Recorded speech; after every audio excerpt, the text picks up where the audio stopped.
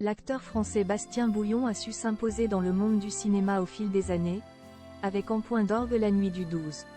Néanmoins, ce que beaucoup ignorent, c'est qu'il possède un lien étonnant avec l'illustre Joséphine Baker. Bastien Bouillon est un véritable passionné du monde du 7e art. Il faut dire qu'il a de qui tenir puisqu'il est le fils du metteur en scène Gilles Bouillon et de la comédienne Clémentine Amouroux. Au cours d'une interview accordée à Paris Match, l'acteur a révélé être cinéphile depuis toujours. « J'ai eu la chance que ma mère m'amène au cinéma et me montre des films », a-t-il également confié.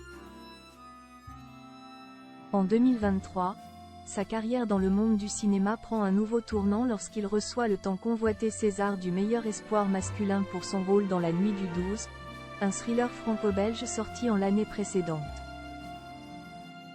Avant le César, le succès du film avait déjà servi d'accélérateur.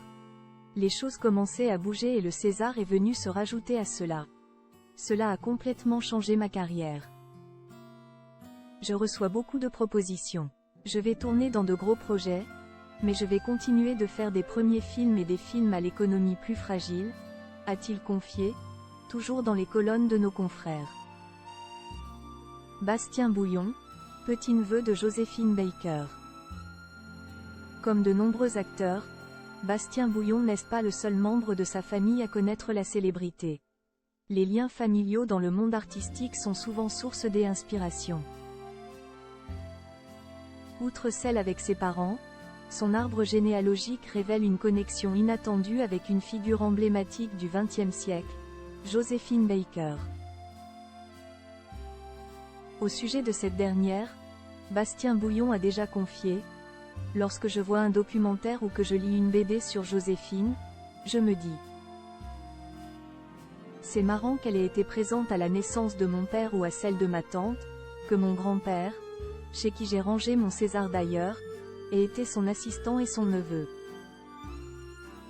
C'est un personnage que j'aime. Elle a eu une carrière politique et artistique très courageuse donc c'est plutôt admirable. J'ai de la fierté mais qui relève un peu de l'illégitime car je ne l'ai hélas pas connue, a-t-il confié dans les colonnes de Numéro Magazine.